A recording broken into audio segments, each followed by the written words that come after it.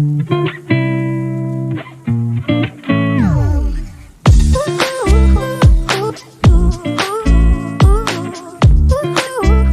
Friends, welcome to my YouTube channel. I am Varisha और आज हम पढ़ने वाले हैं क्लास 10th पॉलिटिकल साइंस का chapter number 4 that is gender, religion and cast.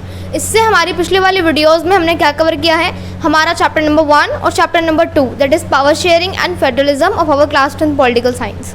और जो हमारा चैप्टर नंबर 3 है डेमोक्रेसी एंड डाइवर्सिटी, वो इस बार के सिलेबस से रिलेटेड है, तो उसको हम नहीं कवर करने वाले। और आज से हम शुरू करने वाले हैं हमारा chapter number 4 that is gender, religion and caste. इसमें हम यह पढ़ते हैं कि जेंडर, रिलीजन, कास्ट ये तीनों चीज़ें पॉलिटिक्स से कैसे रिलेटेड हैं, कैसे डिस्क्रिमिनेशन होता है लोगों के साथ जेंडर के बेसिस पर, रिलीजन के बेसिस पर और उनकी कास्ट के बेसिस पर। तो इन तीनों चीज़ों के बारे में हम पढ़ने वाले हैं इस चैप्टर के अंदर। और आज हम इसका पहला टॉपिक कंप्लीट करने वाले हैं that is gender and politics. तो स्टार्ट करते हैं इस टॉपिक को पढ़ना। तो सबसे पहले हम चैप्टर के नाम से समझते हैं, और चैप्टर का नाम क्या है, gender, religion and caste. Gender क्या होता है? जेंडर होता है आपका जेंडर क्या है, आपका एक तरह से सेक्स क्या है, ठीक है। तो वो होता है कि आप फीमेल हो या फिर मेल हो, ठीक है। उसमें और सारे जेंडर्स भी आ जाते हैं जैसे कि ट्रांसजेंडर, ठीक है। तो आपका जेंडर के बेसिस पर डिस्क्रिमिनेशन होना। दूसरा होता है रिलीजन। रिलीजन में आप हिंदू हो, मुस्लिम हो, क्रिश्चियन हो, सिख हो, और या फिर बहुत सारे जूइश रिलीजन होता है, ठीक है। बहुत सारे रिलीजन्स होते हैं, तो आपके साथ उनके बेसिस पर डिस्क्रिमिनेशन हो रहा है क्या, या फिर रिलीजन का कैसे एक तरह से पॉलिटिक्स से रिलेशन है, वो हम इसमें पढ़ेंगे। फिर हम देखेंगे कास्ट। कास्ट के बेसिस पर भी लोगों के साथ एक तरह से अगर आप देखोगे तो डिस्क्रिमिनेशन होता है, जैसे कि आप SC हो, ST हो, जाट हो, सिख एंड बहुत सारी कास्टेज होती हैं जिनके बेसिस पर लोगों के साथ डिस्क्रिमिनेशन होता है, ठीक है। तो उन सब के बारे में हम पढ़ने वाले हैं वन बाय वन। सबसे पहले हम पढ़ते हैं जेंडर इन पॉलिटिक्स। जेंडर इसका सबसे पहला है, तो हम वही पढ़ेंगे कि जेंडर का रिलेशन पॉलिटिक्स के साथ कैसे है, कैसे जेंडर के बेसिस पर एक तरह से डिस्क्रिमिनेशन होता है। सबसे ज़्यादा जो डिस्क्रिमिनेशन होता है जेंडर के बेसिस पर वो होता है मेल वर्सेस फीमेल। अधिकतर मेल्स को ज़्यादा सुपीरियर माना जाता है हमारी सोसाइटी में। हमारी सोसाइटी ज़्यादा पैट्रियार्कल सोसाइटी है, ठीक है। तो वहाँ पर ज़्यादा जो मेल्स हैं उनको सुपीरियर माना जाता है वुमेन्स से। तो उसके बारे में पढ़ेंगे क्या प्रॉब्लम्स आती हैं और कैसे हम इसका सोल्यूशन ढूंढ सकते हैं। तो स्टार्ट करते हैं इसको लाइन बाय लाइन पढ़ना। Gender and politics. This is a form of hierarchical social division seen everywhere but is rarely recognized in the study of politics, ठीक है। ये हमारी हायरार्कियल सोसाइटी है, ठीक है। अधिकतर हम देखेंगे हमारे इंडिया के अंदर, आप किसी भी स्टेट में चल जाओ, कहीं ना कहीं आपको ये हायरार्कियल डिवीजन जो है या फिर जो डिस्क्रिमिनेशन है मिल जाएगी वुमेन्स के साथ होती हुई, ठीक है। कहीं ना कहीं आपको हर जगह मिलेगी, इट्स 100% ट्रू, ठीक है।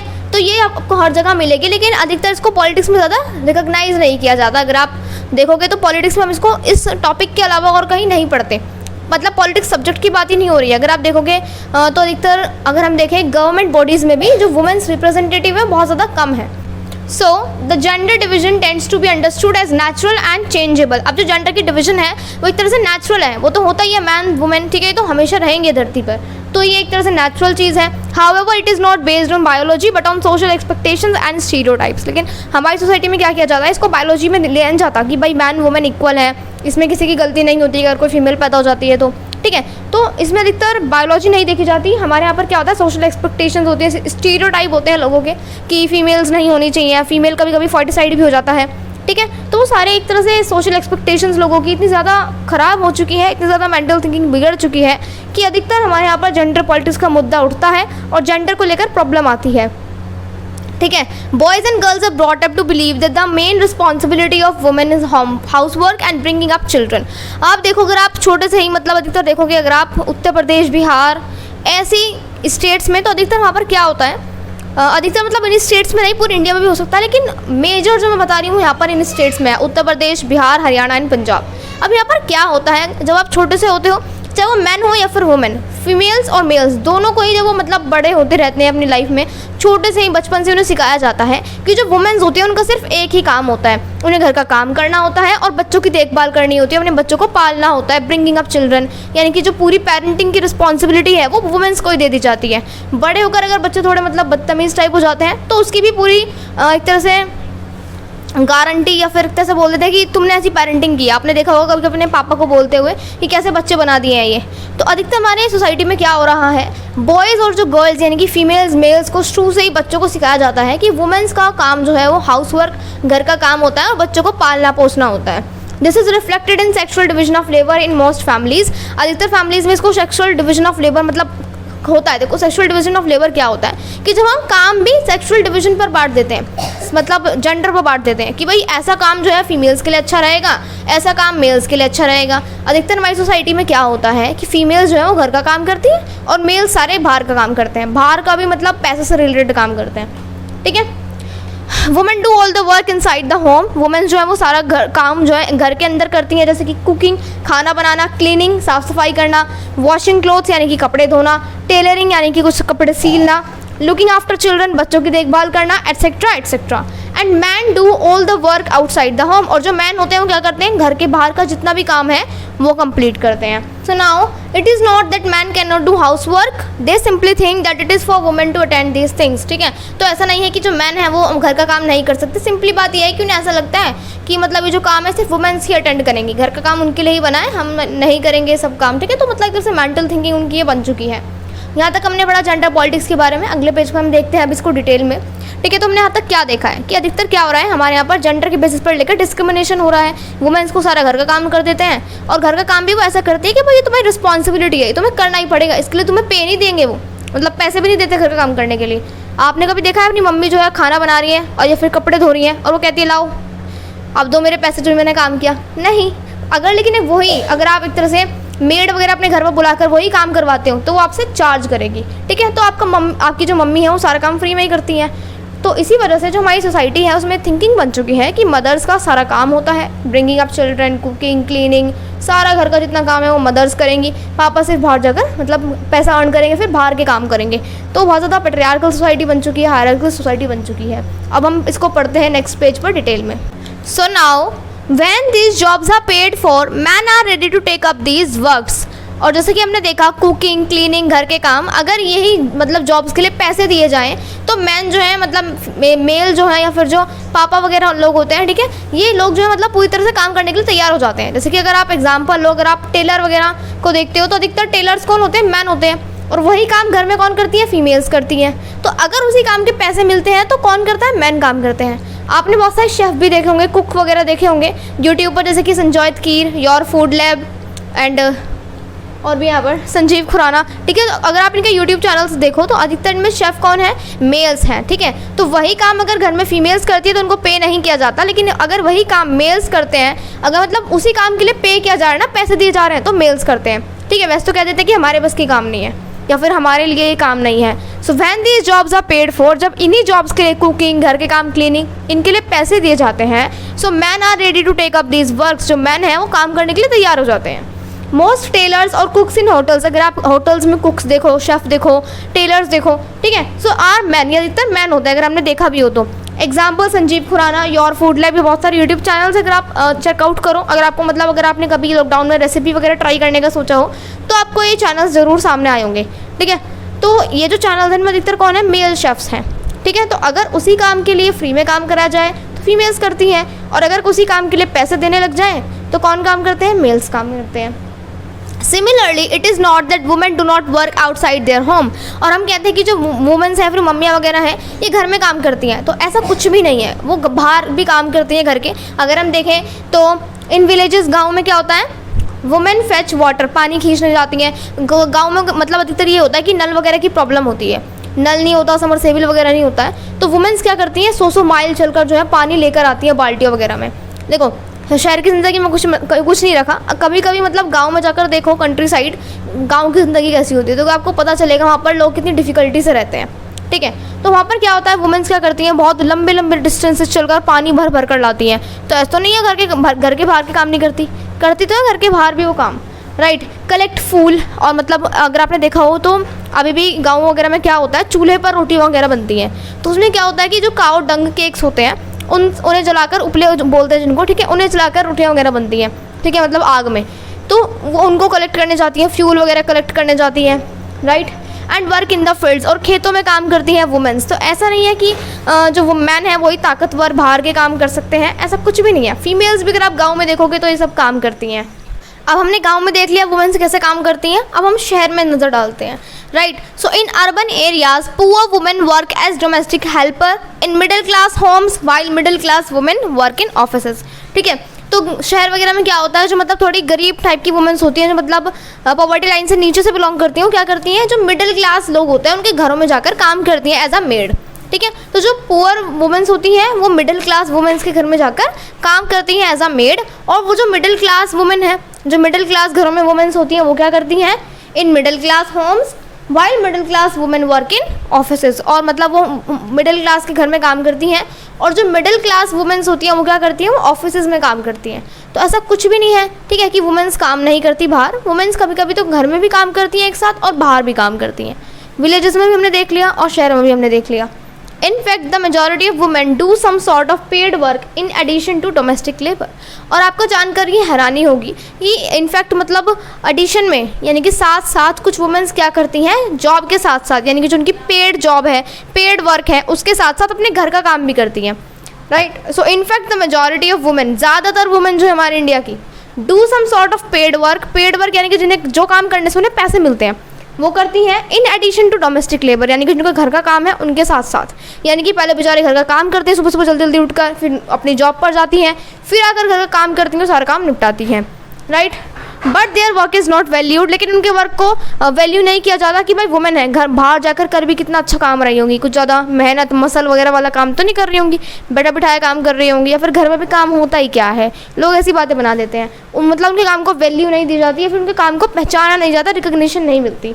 The result of this division of labor is that although women constitute half of the humanity, their role in public life, especially politics, is minimal in most societies।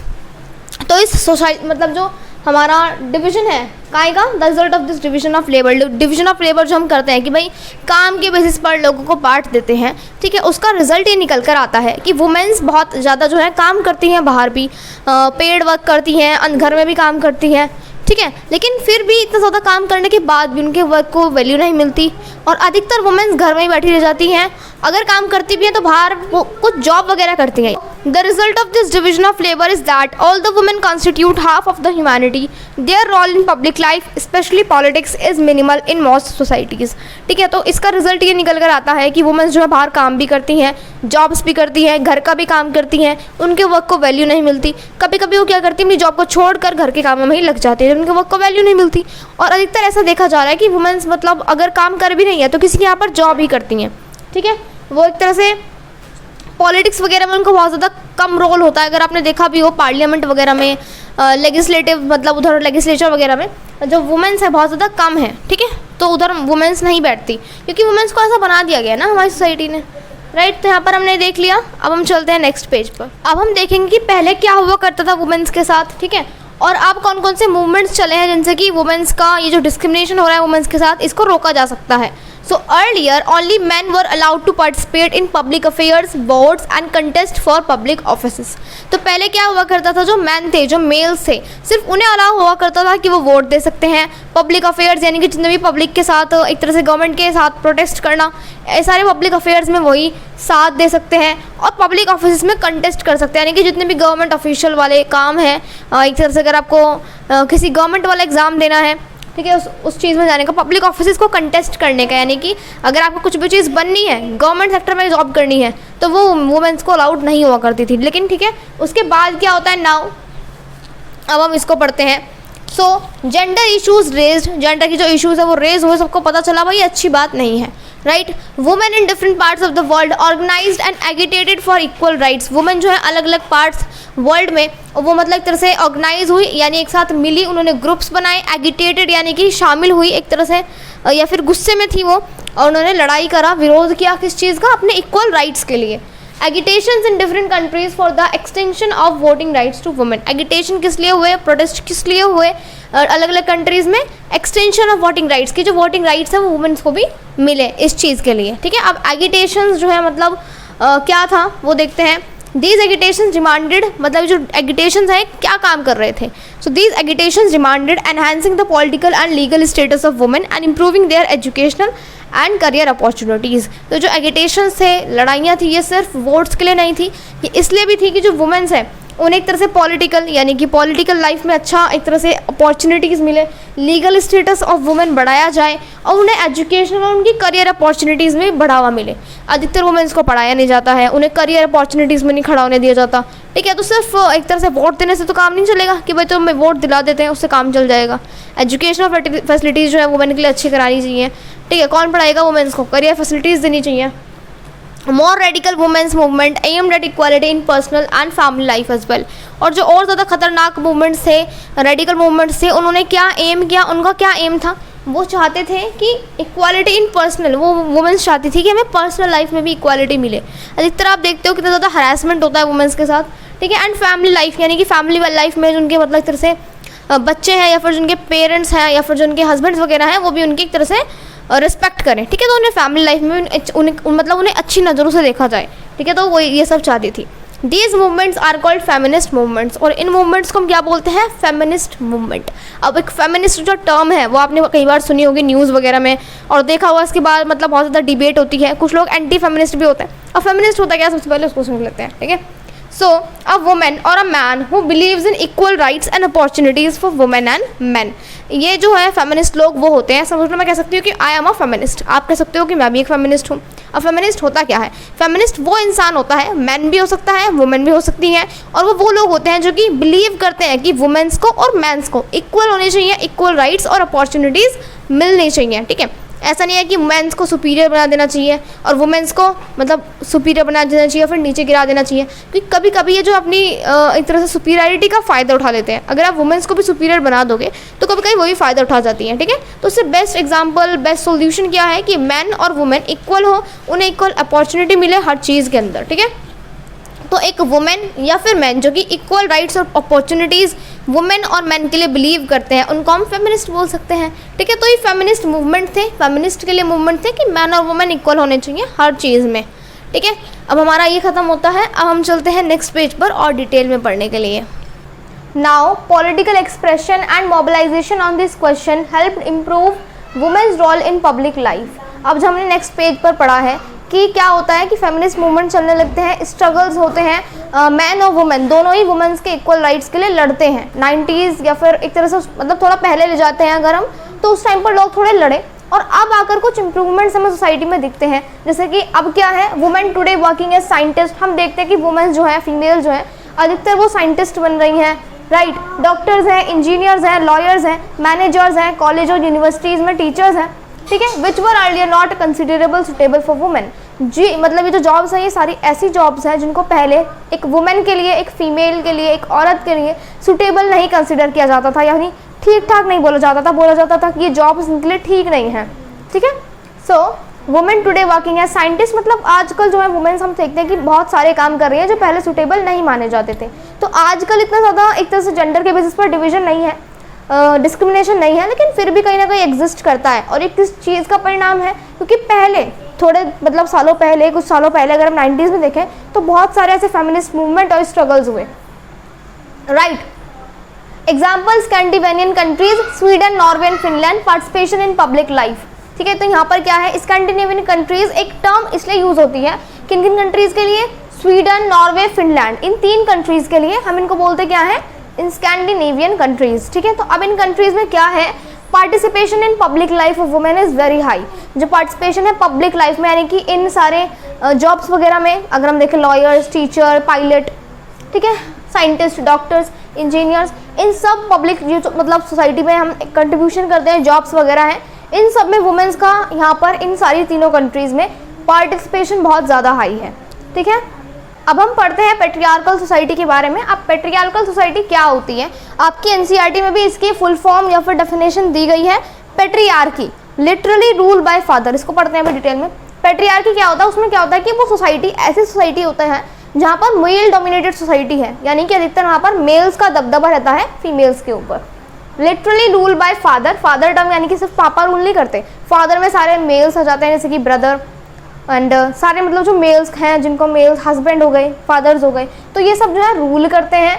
This concept is use to refer, ये concept इसलिए refer करने के लिए use किया जाता है, to a system that values man more and gives them power over women. ये एक ऐसा सिस्टम है, ऐसा एक तरह से कंसेप्ट है जिसमें कि मैन को ज़्यादा वैल्यू मिलती है, उनको ज़्यादा पावर दी गई है, किसके ऊपर, ओवर वुमेन, वुमेन्स के ऊपर ज़्यादा पावर वुमेन मैंस को दी गई है। तो इस सिस्टम को हम क्या बोलते हैं, पेट्रियार्कल। पेट्रियार्की बोलते हैं। और ऐसी सोसाइटी जहाँ पर ये सिस्टम फॉलो होता है पेट्रियार्की, उस सोसाइटी को हम पेट्रियार्कल सोसाइटी बोलते हैं। और हमारी इंडिया एक पेट्रियार्कल सोसाइटी का ही एग्जाम्पल है। यहाँ पर मेल जो है डोमिनेंट है, या फिर मेल अपना डोमिनेंस दिखाते हैं फीमेल्स के ऊपर। Women face disadvantage, discrimination and operation in various ways. अब हम कह सकते हैं कि जो वुमेन्स हैं, फीमेल्स हैं, उन्हें डिसएडवांटेज हर जगह एक तरह से अच्छा नहीं फील होता, डिस्क्रिमिनेशन होता है उनके साथ, और ऑपरेशन उनके ऊपर दबदबा होता है बहुत सारे तरीक़ों से। पहला तरीका है लिटरेसी रेट। अगर आप इसको ही देखोगे ना तो आपको अच्छे से पता चल जाएगा हमारे इंडिया में कितनी ज़्यादा फीमेल्स पीछे रह गई हैं। अगर हम इन जैसी कंट्रीज़, स्कैंडिनेवियन कंट्रीज से एक तरह से अपनी कंट्री को कंपेयर करें तो।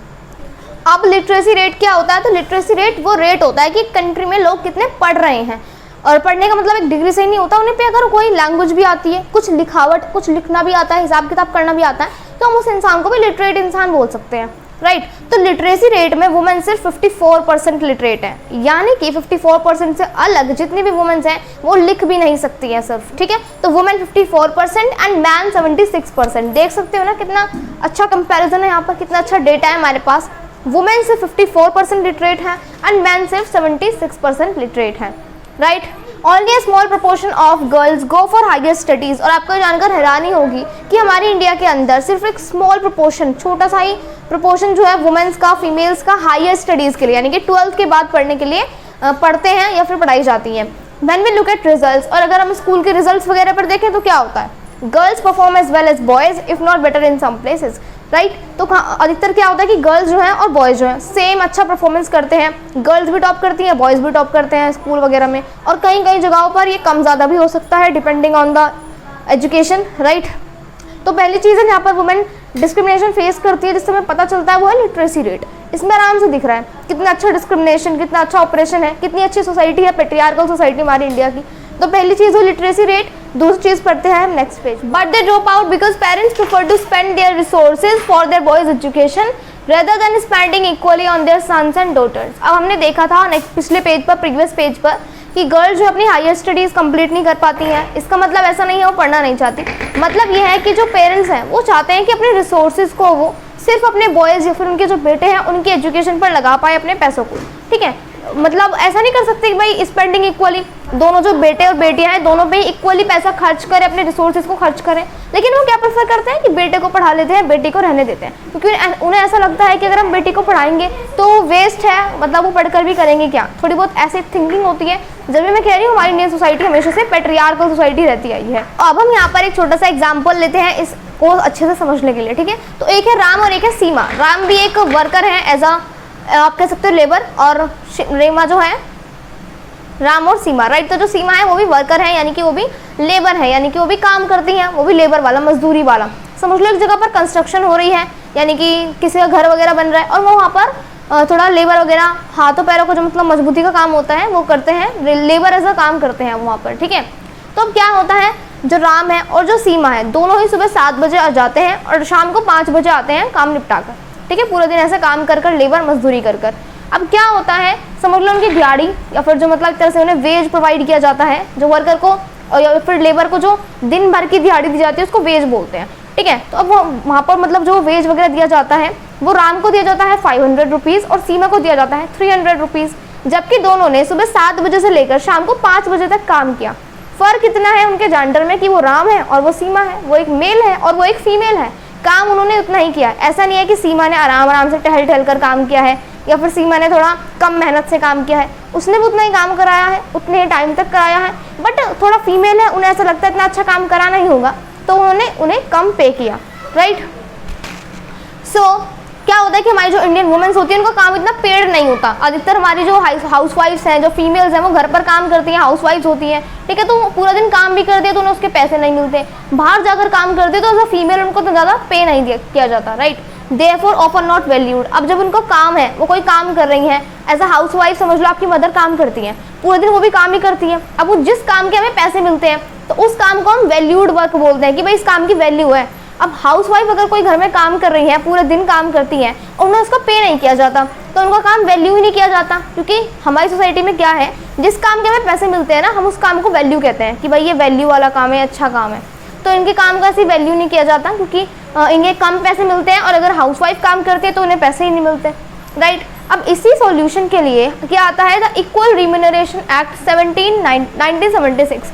ये एक ऐसा एक्ट है जो कि इक्वल वेजेस को एक तरह से कहता है कि आपको मेल हो या फिर फीमेल, अगर वो दोनों सेम वर्किंग आवर्स कर रहे हैं, यानी कि सेम काम कर रहे हैं, सेम घंटे काम कर रहे हैं, तो उन्हें एक तरह से आपको इक्वल पे करना चाहिए। यानी कि अगर आप 500 रुपये राम को दे रहे हो तो आपको 500 रुपये सीमा को देने चाहिए, right. Provides that equal wages should be paid to equal work. ये कहता है कि इक्वल वेजेस मिलने चाहिए इक्वल वर्क के लिए। अब राम और सीमा इक्वल वर्क कर रहे थे, दोनों ही वर्किंग आवर्स उनके दोनों के सेम थे, राइट, लेकिन उनको इक्वल पैसे नहीं मिल रहे थे, राइट। तो ये यही कहता है कि equal wages should be provided to equal work. However, in almost all areas of work, from sports and cinema to factories and fields, women are paid less than men, even when both do exactly the same thing and work, right? तो अगर आप देखो sports में देख लो, sports में भी आपको अगर कोई मेल वहाँ पर जीता है या फिर कोई फीमेल जीती है तो ज़्यादा मेल को पैसे दिए जाते हैं, राइट। सिनेमा में भी देख लो, मूवीज़ वगैरह में, राइट, मतलब जो एक्टर्स वगैरह होते हैं, फैक्ट्रीज़ में जो काम करते हैं, फील्ड्स में, खेतों में जो काम करते हैं, राइट, वुमेन को हमेशा पेड किया जाता है less than man, right. Even man both do exactly the same thing और वर्क, जबकि मतलब जो दोनों हैं वो एक ही काम कर रही हैं या फिर एक ही एक तरह से काम कर रहे हैं। Parts of India parents prefer to have sons and find ways to have the girl child aborted before she is born. अब बहुत सारे पार्ट्स में आप देखोगे इंडिया के, मेनली हरियाणा, पंजाब एंड उत्तर प्रदेश, ये तीनों जो स्टेट्स है ना, ये तो महान है या फिर ठीक है। अब देखो कैसे, यहाँ पर क्या होता है कि कुछ पार्ट्स हमारे जो है इंडिया के, जहाँ पर बहुत ज़्यादा बैकवर्ड थिंकिंग चलती है, यहाँ पर क्या होता है कि जो लोग हैं, जो पेरेंट्स हैं, वो अधिकतर प्रेफर करते हैं कि उनके यहाँ पर बेटा पैदा हो, ये चाहते हैं, राइट, एंड फाइंड वेज, और वो कुछ ना कुछ तरीके ढूंढते हैं कि जो हमारी गर्ल चाइल्ड है उसको अबॉर्ट किया जाए। अबॉर्ट क्या होता है कि जब जो बच्चा है मतलब सब पेट में ही होता है तो उसको अबॉर्ट कर दिया जाता है, राइट, उसको अंदर ही अंदर मार दिया जाता है, उसको हम अबॉर्टेड कहते हैं, यानी कि एक तरह से बर्थ होने से पहले ही, राइट। तो बहुत सारे पार्ट्स में इंडिया के पेरेंट्स चाहते हैं कि उनके यहाँ पर बेटा पैदा हो, और अगर कोई गर्ल चाइल्ड उन्हें पता भी लग जाता है, अब ऐसे पता लगा लेते हैं, अगर आपने पढ़ा हो क्लास 10 साइंस में, बायोलॉजी के चैप्टर है how do organism reproduce, right, तो उसमें हम देखेंगे कि वहाँ पर क्या होता है, जो पेरेंट्स हैं या फिर जो मतलब एक तरह से जिनको बेबी होने वाला है, वो पता लगा लेते हैं कि उनके यहाँ पर बेटा होगा या फिर बेटी, मतलब बहुत ज़्यादा साइंटिफिक टेक्नोलॉजी वगैरह आ गई है, राइट। तो उससे ही पहले, जन्म होने से पहले, बर्थ होने से पहले ही वो चाहते हैं कि उनकी जो अगर बेटी है पेट में तो उसको अबॉर्ट कर दिया जाए, वहीं के वहीं मार दिया जाए, right, before she is born. Such sex selective abortion led to a decline in child sex ratio, number of girls child per 1000 boys in the country to merely 919। ऐसे ही अगर सेक्स सिलेक्टिव अबॉर्शन हुआ, sex selective abortion, इसका जो पूरा term है इसका meaning बता देती हूँ। सेक्स क्या होता है, जेंडर, सेलेक्टिव यानी कि सिर्फ एक जेंडर को लेकर अबॉर्शन होना। तो अगर हम किसी एक स्पेसिफिक जेंडर का अबॉर्शन कराते रहते हैं, तो अगर हम सेक्स एक तरह से चाइल्ड सेक्स रेशियो देखें, चाइल्ड सेक्स रेशियो क्या होता है कि 1000 बॉयज़ में से गर्ल्स कितनी है, तो बहुत ज़्यादा कम हो जाएगा, क्योंकि हम गर्ल्स को ही सिर्फ अबॉर्ट कराते चले जा रहे हैं, मारते चले जा रहे हैं। तो 1000 बॉयज़ में से हमारे इंडिया में अभी जो है वो है 919 सिर्फ गर्ल चाइल्ड है। देख रहे हो कितना कम चाइल्ड सेक्स रेशियो है, राइट। तो चाइल्ड सेक्स रेशियो क्या होता है, number of girls child per 1000 boys, की 1000 बॉयज़ में से कितनी गर्ल्स हैं, है ना। तो अगर हम ऐसे ही एक तरह से सेक्स सेलेक्टिव अबॉर्शन कराते रहेंगे, यानी कि सिर्फ एक सेक्स का, एक जेंडर को लेकर अबॉर्शन, यानी कि उनको मारते ही रहेंगे उनके जन्म से ही पहले, तो क्या होगा कि जो फीमेल्स हैं उनका नंबर ऑटोमेटिकली कम हो जाएगा, राइट। और क्या है, 919 अभी मियरली चल रहा है। This ratio has fallen below, और ये रेशो है ना 919 पर नहीं है, 850 से भी नीचे और 800 से भी नीचे गिर चुका है कुछ स्टेट्स में तो हमारी इंडिया के, राइट। अब मैं आपको दिखाती हूँ यहाँ पर मैप।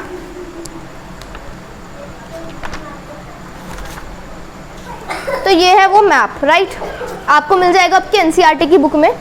इस मैप में क्या है, अगर आप देखो बिलो 800 जो है वो किस कलर से है, बहुत ज़्यादा मैरून कलर है या फिर रेड, बहुत ज़्यादा डार्क रेड है, ठीक है। तो ये कौन से पार्ट्स हैं, अगर आप देखो तो ये पंजाब हरियाणा वाले ही पार्ट्स हैं, राइट। ऑरेंज पार्ट्स कहाँ पर आ गए, ये आ गए उत्तर प्रदेश और बिहार में। 850 to 899, ये भी थोड़ा मतलब हर जगह है। और सबसे ज़्यादा अगर हम देखें 950 एंड अबव, ये जो सारी ग्रीन है, बहुत ज़्यादा जो ग्रीन है, राइट। तो ये हमारी कौन सी स्टेट्स हैं, ये ज़्यादा ईस्टर्न, नॉर्थ ईस्टर्न, ठीक है। और थोड़ा अगर हम देखें साउथ की तरफ है, तो साउथ की तरफ और नॉर्थ ईस्ट में तो ज़्यादा इतना अच्छा चाइल्ड सेक्स रेशो है, यानी कि अधिकतर यहाँ पर गर्ल्स को अबॉर्ट नहीं किया जाता। लेकिन अगर हम देखें हरियाणा, पंजाब एंड उत्तर प्रदेश, ये तीनों स्टेट्स तो एक तरह से महान है देखें तो, ठीक है। इनके यहाँ पर हर चीज़ कम मिल जाएगी आपको। आप देखो तो सबसे ज़्यादा पॉवर्टी भी यहाँ पर है, सबसे ज़्यादा पॉपुलेशन भी यहाँ पर है, सबसे ज़्यादा एरिया भी यहाँ पर है, राइट। और यहाँ पर सबसे ज़्यादा गर्ल्स जो है पीछे भी हैं। चाइल्ड सक्सेशन यहाँ पर कम है, गर्ल्स को जिंदा होने से पहले ये अबॉर्ट कर दिया जाता है। अगर आपको नहीं पता तो हरियाणा तो इस चीज़ में नंबर 1 है, ठीक है। अभी यहाँ पर थोड़ा इंप्रूवमेंट्स हुए हैं, लेकिन कुछ ही पहले सालों में अगर हम देखें वहाँ का अगर आप डेटा उठाओगे तो वहाँ पर बहुत ज़्यादा अबॉर्शन होता था गर्ल चाइल्ड का, राइट। तो यही नहीं है सिर्फ, अब ये एक और चीज़ दिखाती हूँ, harassment, exploitation and violence against women. Women's के साथ बहुत ज़्यादा हरासमेंट होती है पब्लिक प्लेसेस में। अगर आप कहीं पर भी जाते हो, ठीक है, तो वहाँ पर आपको दिख जाएगा 3-4 मतलब तरह से मेल्स खड़े हैं और एक वुमेन अगर जा रही है तो मतलब उसको छोड़ते ही नहीं है। रेप्स, क्राइम्स की बहुत ज़्यादा बढ़ चुके हैं, राइट। एक्सप्लॉयटेशन होता है, वायलेंस होता है against women, right. Not safe even in home, और वुमेन्स तो अपने घर में भी सेफ नहीं है। बीटिंग, मारपीट होती है। किसी किसी घर में ऐसा होता है कि हस्बैंड जो है वाइफ्स के ऊपर मारपीट कर रहे हैं। अगर आपने देखा होगा ये बहुत ज़्यादा कॉमन है रूरल एरिया में, ठीक है। Not safe even in home, beating, harassment, some other forms of violence in common is common, right. तो हमारे जो मेल्स हैं, मतलब जो वुमेन्स हैं, जो फीमेल्स हैं, वो घर पर भी अपने सेफ नहीं है। उनके साथ बीटिंग यानी कि मारपीट होती है और बहुत बुरी तरह, brutally, right.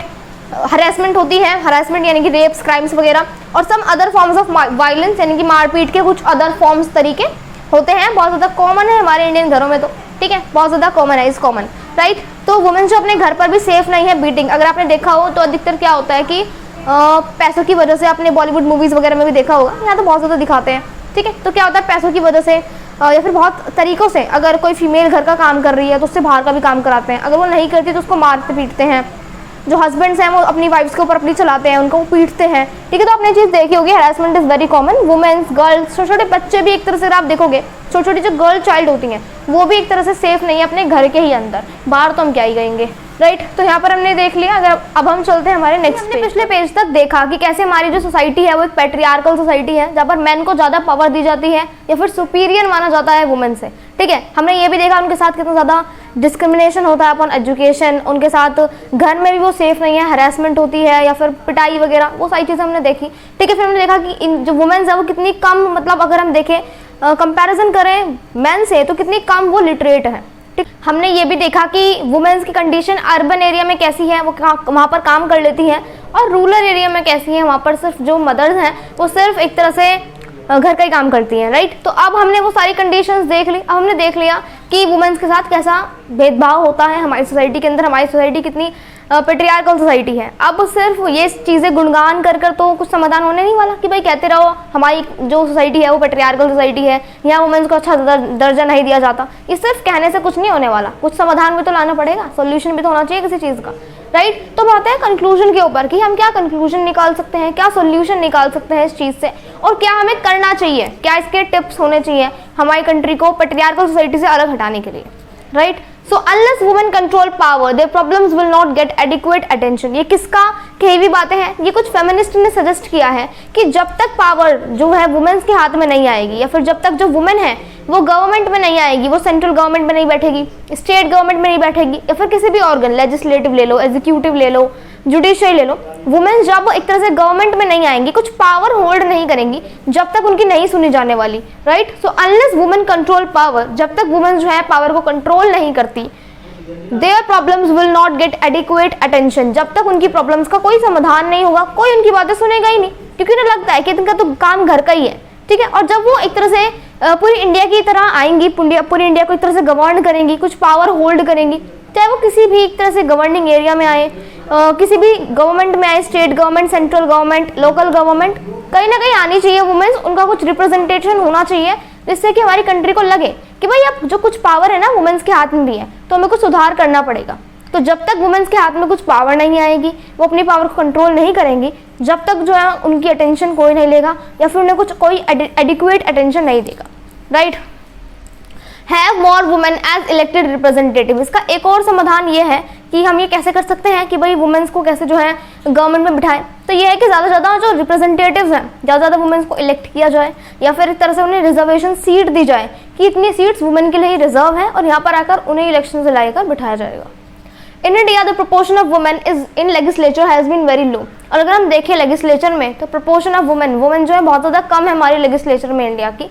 For example the percentage of elected women members in Lok Sabha has touched 12% for the first time in 2014। अब आप ये खुद देख सकते हो, इलेक्टेड मेंबर जो है वुमेन्स जो है परसेंटेज उनकी लोकसभा के अंदर पहली बार 12% टच की गई थी। कितने में? पहली बार 2014 के अंदर। यानी कि जो मतलब परसेंटेज था वुमेन्स का किसके पास, लोकसभा में जो मतलब इलेक्टेड मेंबर्स होते हैं उसमें जो परसेंटेज थी वो थी 12%। 12% भी पहली बार वुमेन्स 12% आई थी 2014 में, यानी कि हमेशा उससे कम ही रही है। पहली बार 12% का नंबर टच किया था वुमेन्स ने 2014 में, लोकसभा में इतनी इलेक्टेड वुमेन मेंबर्स आई थी। Share in the state assemblies is less than 5%, और उनका शेयर अगर आप देखो स्टेट असेंबलीज में तो वो उससे भी कम है, वो कितना है? सिर्फ 5%। In this respect India is among the bottom group of the Nations in the world, see the graph on page number 44। तो अगर हम इन सारी चीज़ों में देखें, मतलब गवर्नमेंट में आने में, तो हमारी इंडिया बहुत ज़्यादा पीछे है। हमारी इंडिया जो है सबसे नीचे है, जो नेशंस है सारे जितने भी डेवलपिंग कंट्रीज है, अफ्रीका, लैटिन अमेरिका, ठीक है। तो हम वो ग्राफ से समझते हैं जो हमारे पेज नंबर 44 पर दिया गया है एनसीईआरटी के। तो ये है वो ग्राफ जो आपके पेज नंबर 44 पर दिया गया है, जिसमें दिखाते हैं कि वुमेन कितना पावर कंट्रोल कर रही है, कितनी वो गवर्नमेंट बनाकर बैठती हैं। तो यहाँ पर women in national parliaments in different regions of the world in percentage, यहाँ पर दिया गया है कि पार्लियामेंट्स में वुमेन की कितनी परसेंटेज है अलग अलग रीजन्स में, अलग अलग कंट्रीज में पूरे वर्ल्ड की। नॉर्डिक कंट्रीज में 42% वुमेन्स बैठती हैं, अमेरिकाज में 29%, यूरोप में 26%, सब सहारन Africa 23%, Asia 19.8%, Arab Emirates 18%, Pacific ocean 15% and India 11.8%। सबसे पहले ये देख ले कि इंडिया कितनी कम है। सबसे पहले सबसे नीचे जो आती है वो इंडिया ही आती है 11.8%, यानी कि वुमेन्स को वो एक तरह से गवर्नमेंट नहीं बनाने देती, गवर्नमेंट बैठने नहीं देती, राइट। और वर्ल्ड का एवरेज है 24% और हमारी इंडिया कितनी है? 11%। अब आप देख सकते हो कि जो वर्ल्ड की डेवलपिंग कंट्रीज हैं, जो भी डेवलप्ड भी नहीं हुई हैं, ये उनका एवरेज कितना है? 24।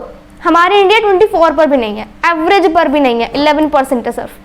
So India is behind the averages for several developing countries of Africa and Latin America. तो जो हमारी इंडिया है वो इन जो एवरेजेस है ना कंट्री के, उनसे भी कम है। जैसे कि आप देख लो अफ्रीका और लैटिन अमेरिका, ये कितनी डेवलपिंग कंट्रीज है हमें पता है, ठीक है। अब ये डेवलप ही कर रही हैं, इतनी ज़्यादा डेवलप्ड नहीं है। इनका एवरेज 24 आ रहा है और हमारी इंडिया उससे भी नीचे है 11% पर। तो देख सकते हो हमारी इंडिया वुमेन्स को कितना पिछाड़ रही है, गवर्नमेंट में आने ही नहीं देती, सारे मेल्स ही बैठे हैं वहाँ पर, right.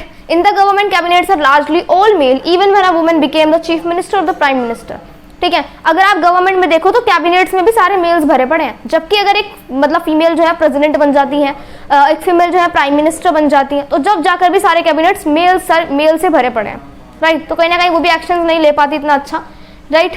One way to solve this problem is to make it legally binding to have a fair proportion of women in the elected bodies. Like Panchayati Raj, now there are more than 10 lakh elected women representative in urban and local government in India. Urban and local government bodies, right? तो इसका एक समाधान है इस चीज़ को करने का, हम ये जो है लीगली बाइंडिंग कर दें या फिर लीगली कह दें कि इतनी % वुमेन यहाँ पर आकर ही रहेंगी, सेंट्रल गवर्नमेंट में, स्टेट गवर्नमेंट में, फिर किसी भी टाइप की गवर्नमेंट में। यहाँ पर इनकी सीट्स कोई नहीं छीन सकता, जिसे हम बोलते हैं रिजर्वेशन दे देते हैं, तो वो रिजर्व सीट होनी चाहिए। तो one way to solve this problem is to make it legally binding, legally bind कर देना, to make fair proportion of women, की फेयर प्रोपोर्शन हो वुमेन का इन द इलेक्टेड बॉडीज। जैसे कि हमने पंचायती राज में देखा था, जो लोकल गवर्नमेंट बॉडीज होती है, म्यूनिसिपैलिटीज, म्यूनिसिपल कॉर्पोरेशन, या फिर अगर आप देखो पंचायती राज, ग्राम पंचायत, उसमें क्या होता है कि 1/3 यानी कि 1/3, 1/3 जो हिस्सा होता है वो वुमेन्स के लिए रखा जाता है, महिलाओं के लिए, कि इन सीट्स पर महिलाएं ही आकर बैठेंगी, वो रिजर्व सीट्स होती हैं। तो ऐसे ही यहाँ पर भी हम सीट्स कुछ रिजर्व कर सकते हैं, जो कि प्रॉब्लम चल रही है हमारी गवर्नमेंट में। Now there are more than 10 lakh elected women representative in urban and local government bodies। तो इससे क्या कंक्लूजन निकला?